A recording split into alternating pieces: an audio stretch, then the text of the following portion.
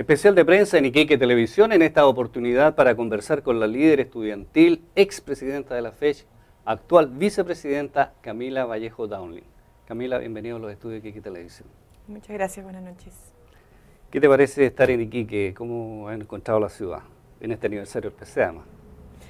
Bueno, una ciudad hermosa, no solamente por su infraestructura, su calidad patrimonial, sino que también por su gente y por su historia. Nosotros justamente decidimos hacer la celebración, el festejo de estos 100 años del Partido Comunista en esta ciudad donde se fundó el Partido Obrero Socialista y posteriormente el Partido Comunista a la cabeza de Luis Emilio Recabarren, en esta misma ciudad de trabajadores, de trabajadoras, sacrificados, de la minería, del salitre, y que ha marcado un antes y un después obviamente en la historia de Chile y de la cual nosotros nos sentimos muy partes, obviamente como comunistas, pero también como representantes de los trabajadores, como un partido que ha venido luchando durante 100 años, con aciertos y con errores también, en la historia de nuestro país. Así que nada, pues estamos contentos, tenemos una serie de actividades, vamos a continuar este fin de semana también y esperamos que todos puedan participar.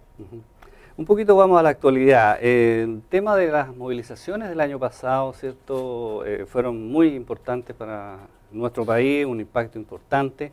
Y a raíz de eso, el gobierno, por ejemplo, hace poco anunció la desbancarización de los créditos universitarios. ¿Ustedes sienten que eso es un éxito del movimiento estudiantil? Bueno, sin duda alguna que el movimiento hace mucho tiempo venía planteando que era necesario eliminar a la banca privada del sistema de financiamiento. Pero es un paso en la dirección correcta. Sin embargo, el conjunto de medidas que están incorporadas en la propuesta de reforma de financiamiento estudiantil del actual ministro de Educación, Harald Beyer, implica no un avance en términos de la complejidad de la propuesta. ¿Por qué? Porque sigue basándose en el financiamiento a la demanda, en el sistema crediticio, en la lógica del endeudamiento, sin duda alguna que elimina el sobreendeudamiento, pero el endeudamiento persiste, y una política de financiamiento que no discrimina entre instituciones, es decir, que le entrega dinero y recursos a los estudiantes, que está bien, pero sin discriminar a la institución en la que ingresen. Entonces, ¿qué es lo que pasa? Es que financian directamente instituciones que en la práctica están lucrando porque todavía no existen las regulaciones. Como el tema de la Universidad del Mar. Digamos. Como el tema de la Universidad del Mar y otras universidades, instituciones, tanto centros de formación técnica como institutos profesionales, que están lucrando en la práctica y que no están siendo reguladas por parte del Estado. Entonces, de alguna forma se siguen destinando recursos de manera un avance, responsable. Digamos, pero no era lo que ustedes esperaban. Es una conquista en la eliminación de la banca privada por parte del movimiento estudiantil. Pero la propuesta en su conjunto no es lo que nosotros estamos señalando, sigue manteniendo la lógica mercantil, y porque además queda sin completar el hecho de que la brecha entre el arancel de referencia y el arancel real queda cubierta por las universidades bajo una modalidad que no está clara. Se dice que tiene que ser la misma forma de crédito que plantea el Estado, pero ahí hay un vacío y puede terminar sucediendo que las universidades recurran a las bancas privadas para entregar crédito para cubrir la brecha.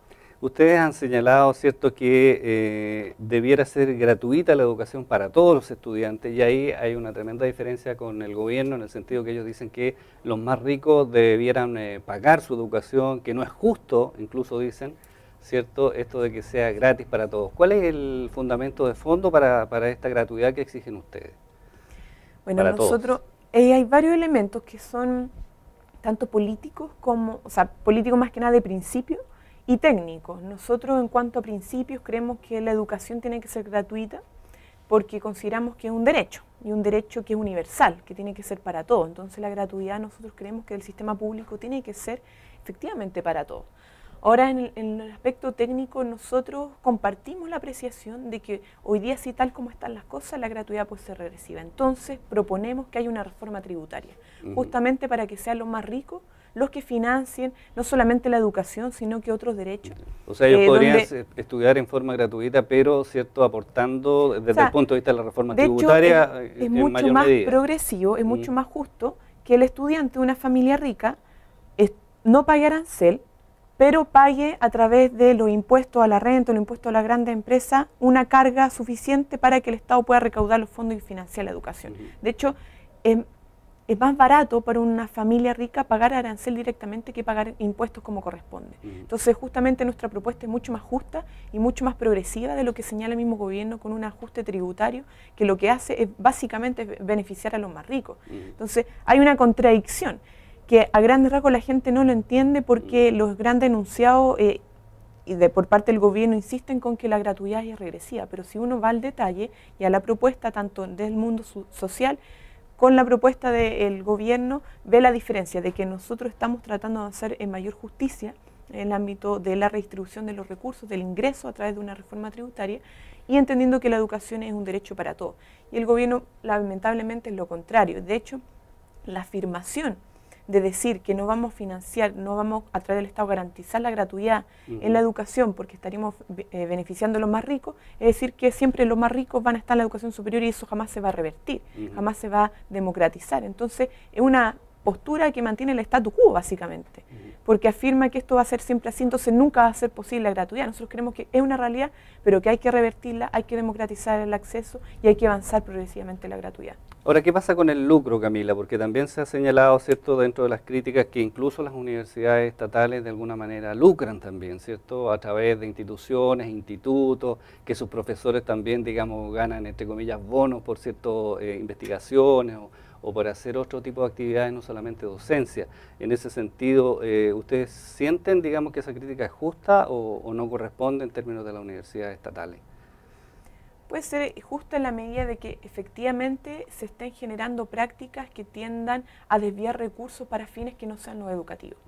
Pero si creemos que el lucro es porque se dan bonos por investigación a profesores, eso es erróneo, porque el lucro no significa que el lucro no se da cuando se pagan justas remuneraciones por el trabajo investigativo, de extensión o de docencia, porque la universidad no solamente hace docencia, tú sabrás que una universidad es universidad justamente porque es una institución compleja, porque hace docencia, porque hace investigación, porque hace extensión y otras actividades que implican la vida universitaria.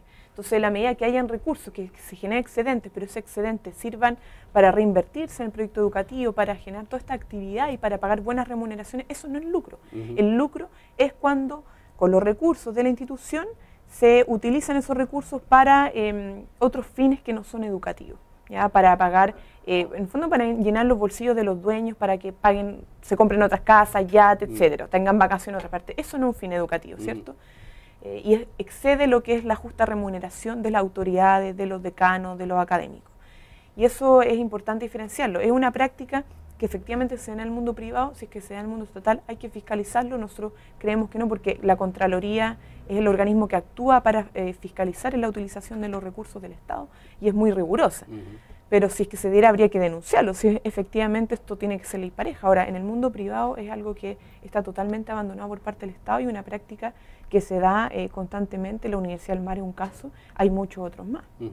Ahora, en el ámbito nacional y con la política, digamos, respecto de las elecciones que vienen, lo más probable es que la concertación o como se llame, digamos, la coalición, ¿cierto?, de oposición, lleve a Michelle Bachelet como candidata.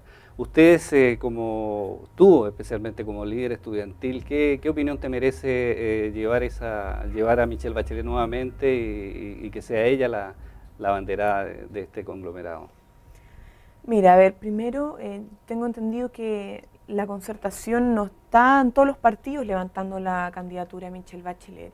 La oposición menos, porque la oposición no solamente la concertación, está el Partido Comunista, está el MAS, está el Maíz, hay otros partidos también como ¿Ustedes van a llevar candidato también, como fue con Arrati? Nosotros vamos a presentar un candidato, pero lo primero que queremos construir el programa, ¿ya? Y eso para nosotros es fundamental, que el programa que se pueda construir en una mayoría, en una alianza mayor, política, social, de izquierda, progresista, democrática, tiene que representar de alguna forma las demandas que ha levantado el mundo social, los movimientos, que son transformaciones profundas a nuestro sistema político y económico, y en eso no vamos a claudicar, no vamos a transar, independiente del candidato que llevemos. ¿Ya?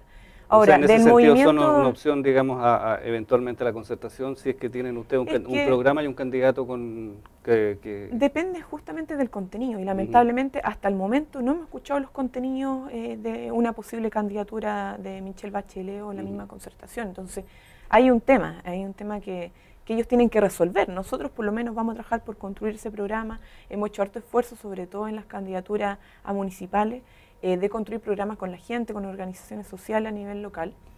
Pero más allá de eso, el movimiento estudiantil tampoco va a levantar una candidatura, y en eso hemos sido sumamente rigurosos. Ni la CONFECH, ni la ACE, ni la CONE están pensando en levantar candidatura. Bueno, nosotros por lo menos, a ver, del movimiento estudiantil la misma federación y mismo Gabriel ha dicho que es legítimo que hayan candidatos jóvenes, ex dirigentes estudiantiles.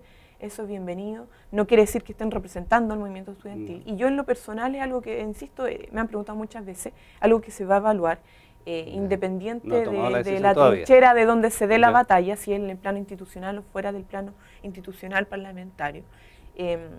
Nosotros creemos que hay que seguir defendiendo como comunistas, como dirigentes social, lo que son las transformaciones sociales y políticas que requiere el país. Se va a evaluar si va a ser una opción, si va a ser viable, si va a ser beneficiosa, ¿cierto?, para el movimiento social una candidatura al Parlamento o no. Entonces no me adelantaría a eso. Yo creo que es importante que, si es que se diera esa situación, que exista una mayoría de dirigentes sociales, dirigentes estudiantiles que den la disputa de ese espacio. Yo creo que es importante revertir las correlaciones de fuerzas políticas que hay al interior del Parlamento. Pero es algo que llegará a su debido momento. Bueno, Camila, queremos agradecerte que nos haya acompañado en esta entrevista. Muchas gracias. Muchas gracias, y bueno, participen en las actividades, un llamado a todos los iquiqueños, nortinos. Este fin de semana. Del fin de semana. Los 100 años del PC. Del 100 años del partido. Muchas gracias. Bueno, muchas gracias. Especial de prensa en Iquique Televisión, en esta oportunidad con la líder estudiantil Camila Vallejo.